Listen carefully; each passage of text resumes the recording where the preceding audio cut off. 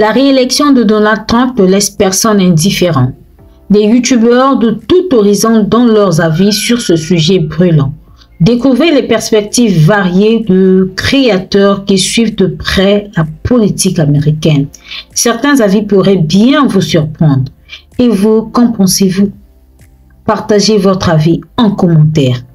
Suivons. Savez-vous pourquoi les médias détestent autant Donald Trump? Savez-vous pourquoi chaque fois qu'on nous parle de lui, on nous le dépeint comme étant quelqu'un de raciste, de sexiste, quelqu'un qui veut détruire la planète, quelqu'un qui n'est pas recommandable du tout?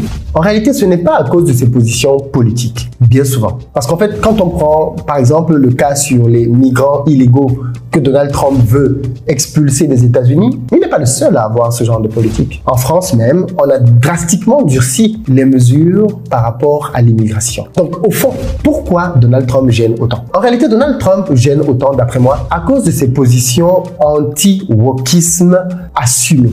Donald Trump dit à haute et intelligible voix que le wokisme, c'est quelque chose de dangereux. Et dans sa politique, il est décidé à combattre, à annihiler, à détruire le wokisme autant que possible. Voilà, d'après moi, l'une des principales raisons pourquoi il nous est dépeint avec autant de noirceur. Écoutez vous-même ce que Donald Trump a annoncé qu'il ferait dès le premier jour de son investiture. Là, il a signé son arrêt de mort. Écoutez.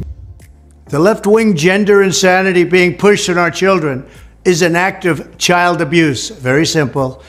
Here's my plan to stop the chemical, physical, and emotional mutilation of our youth.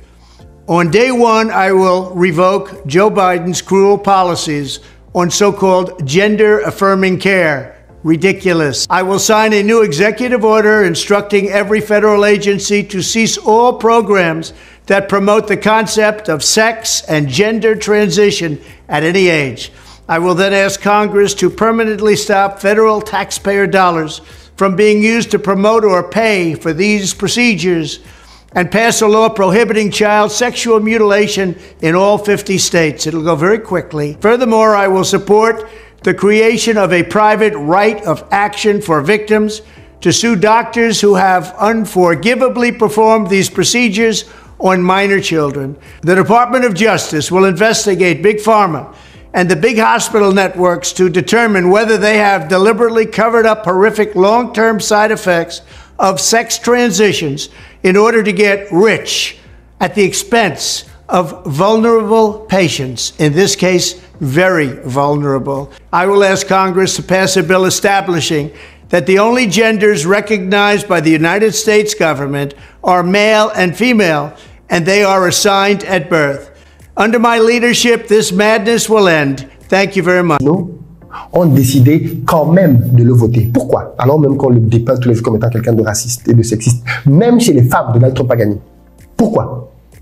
Parce qu'à la fin de la journée, cette élection-là, c'était aussi, et peut-être même surtout, l'élection de la préservation de la famille.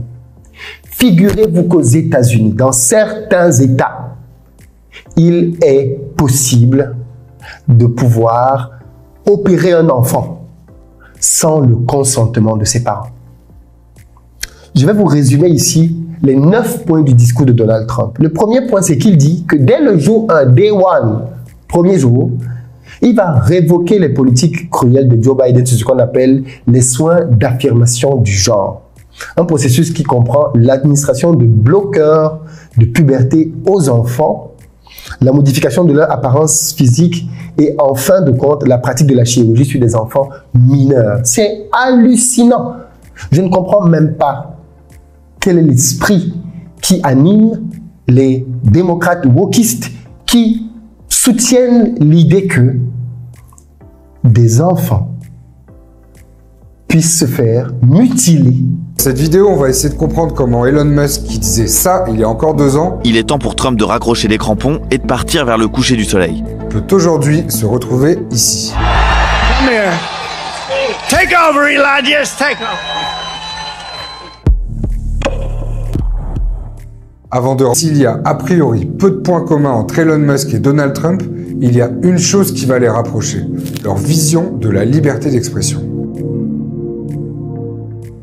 He's a character, and I tend to like characters, but he's smart. Moins d'un mois après le rachat de Twitter, Elon Musk rétablit le compte de Donald Trump. L'ancien président avait été banni du réseau social après l'assaut du Capitole en janvier 2021. I think right here we're going to walk down to the Capitol.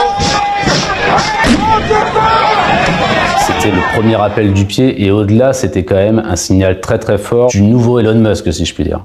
En juillet, de ses prises de position affichées sur son réseau social, Elon Musk semble se rapprocher de plus en plus de Donald Trump.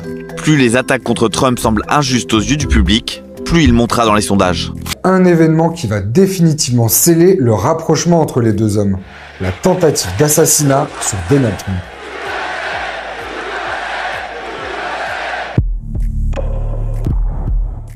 If you want to really see something that's said, take a look at what happened.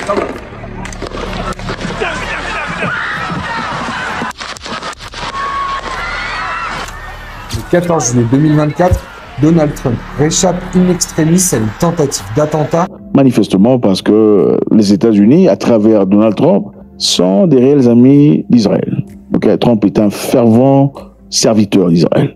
Donc, peu importe ce que Israël fait, Trump sera derrière ça. Il a été le premier à féliciter Donald Trump mercredi et présenter ses félicitations, qualifiant la performance électorale de Donald Trump du plus grand retour de l'histoire. Okay? Donc, plus grand retour de l'histoire, évidemment.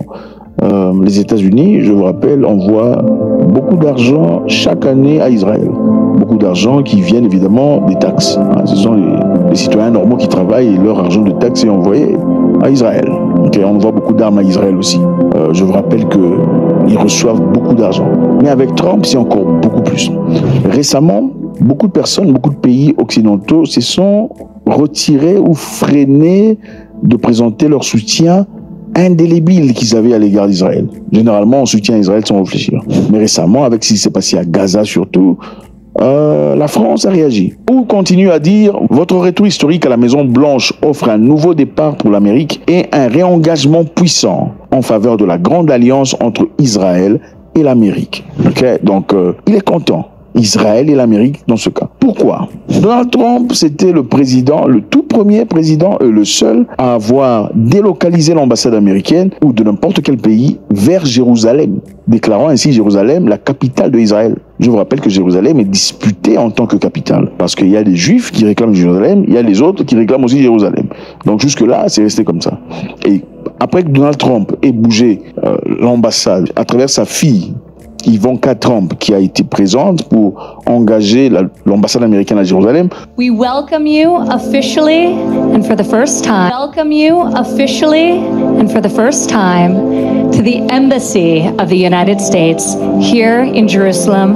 La quasi-majorité des pays ont refusé de suivre le pas de Donald Trump. Donc il était tout seul à supporter Israël à ce point-là. Le président ukrainien Vladimir Zelensky a aussi dit quelque chose à l'égard de Trump, qui est manifestement très intéressant. Le président ukrainien a félicité Trump pour ce qu'il qualifie de victoire électorale impressionnante et a déclaré qu'il attendait avec impatience une ère des États-Unis d'Amérique fort sous la direction décisive de Donald Trump.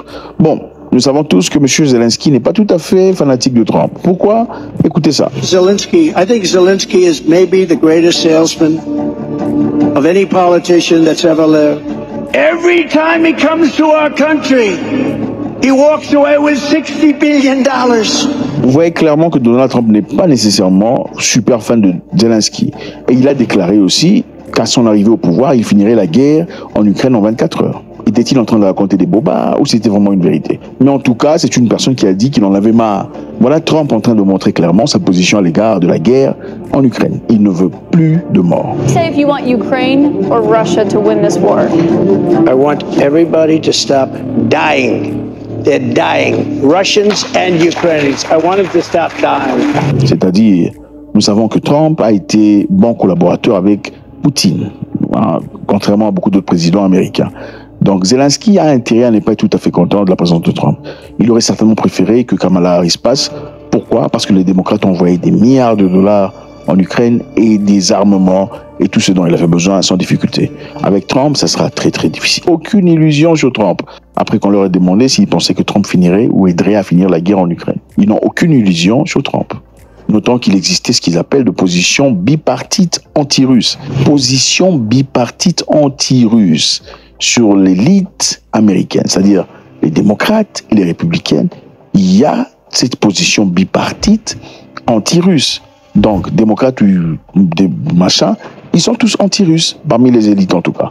Et leur objectif, c'est de faire tomber Vladimir Poutine, vaille que vaille. Maintenant, la Russie n'est pas tout à fait excitée parce qu'ils ne savent pas si Donald Trump va obtempérer aux demandes et aux nécessités de cette élite ou pas. Ils disent que la Russie travaillera avec la nouvelle administration lorsqu'elle élira résidence à la Maison-Blanche, en défendant farouchement les intérêts nationaux russes. C'est-à-dire, nous allons travailler avec Trump quand il arrive à la Maison-Blanche, mais nous défendrons farouchement les intérêts russes et en se concentrant sur la réalisation de tous les objectifs fixés dans l'opération spéciale militaire en Ukraine. Nous allons discuter avec Trump, mais on va continuer ce que nous sommes en train de faire.